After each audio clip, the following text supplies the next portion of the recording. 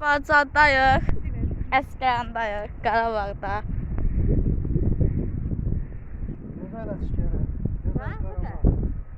Allah şehitlerimize rahmet eylesin. Amin. Gazilerimizin canına can sağlığı. Şəhidlərimizin sayəsində. Allah prezidentimizi korusun. Ordumuzu korusun. Allah Türkiye'ni korusun. Erdoğan babanı Allah korusun. Allah bu önder Heydər Əliyevə rahmet eylesin. Amin. Heydər Əliyev. Heydər babaya Allah rahmet eylesin ki İlham Əliyev kimi oğul dünyaya getirir. Allah canı sağ eləsin.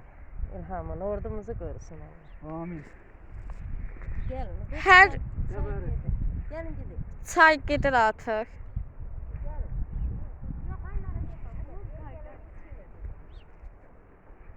Çay.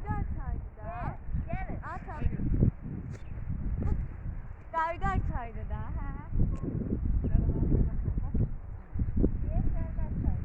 Qardaş çayı. Ayağımızı artıq bastıq. Əsgərandayıq.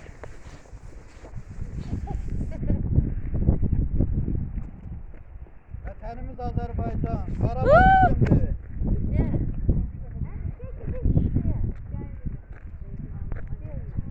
Qarabağ bizimdir. Ne oldu Paşinyan?